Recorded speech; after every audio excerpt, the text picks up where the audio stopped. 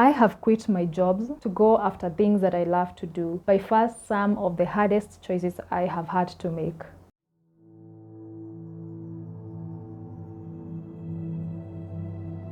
Despite there being some underlying factors that have contributed to it, really the biggest question that has ran through my mind for the longest time was, what am I doing here?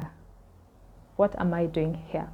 Just to give you a backstory, I have worked in a call center before, and previously I have worked in a company that supplies film products to filmmakers. These experiences have given me so much appreciation for people's work, nothing but mad respect. Out of my own experiences, there are things that have held me back for a long time from quitting and pursuing my dreams.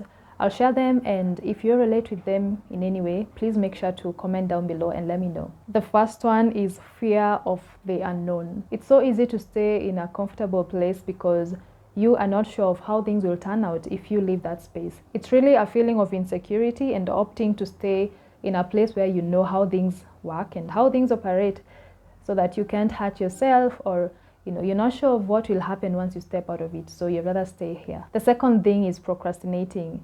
And it's really interesting because I have talked about procrastinating in another video in this channel. And you keep pushing something off and saying, I'll do it tomorrow, I'll do it next month. And it becomes, like 3 months later, 4 months later. The first point is tied to this. You are procrastinating because you don't want to take a chance and you're not sure how things will turn out. So you keep pushing it forward because it gives you this feeling of, as long as I'll do it. But if you don't have like a set time of when you're going to do it, you will still stay at the same place. The third reason that I have related to is pressure from outside. Think of friends and family. You're scared of, how do I tell them? How do I let them know that I'm not doing this anymore? When you have a job, you are in a position to help. You are able to help someone when they need your assistance.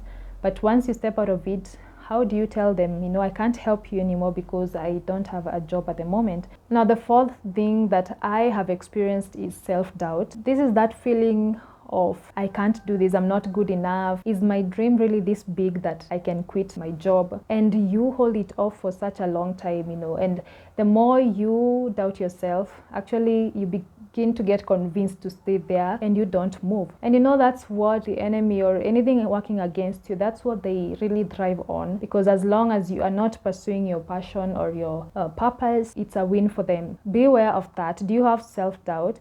And how can you work on it? In the quest of deciding to quit my job, I had to ask myself, why is it important to me? Why do I want to do this? And I came up with some of the reasons that I feel have convicted me and given me reason enough to do it. And I'll share them. Also, make sure to share with me what reasons you have. If you've quit your job before, what reasons pushed you and propelled you to doing it? So here are mine. The first one was, it gives your life meaning. Remember that question that I talked about earlier that I kept thinking of, what am I doing here? Once you do something that you truly love, it gives your life meaning and eliminates that question, and you are convinced when you wake up in the morning, you feel like your life actually counts, it matters, because you are fulfilling a purpose that you are made for. The other reason that was compelling enough for me was, it sparks creativity. Going after the things that you love allows you to imagine different ways of how you can execute it. It gives you a range of opportunities. You're able to imagine things, and there's nothing that really is stopping you. All you have to do is imagine and start working on it. So it sparks creativity from within, as compared to when you are in a place doing something that you are maybe not enjoying or you're not good at. When you pursue something that you love, you give it your best, and out of it comes so much creativity, and you actually enjoy doing it. My third compelling reason is that it gives me long-term stability. Money comes to an end, a job could end. What happens then? I want to think of it more like, what do I want to be doing 70 years from now? Like from now to 70 years later, what would I be doing? And keep doing it. When you think of it like that, it takes money out of the equation.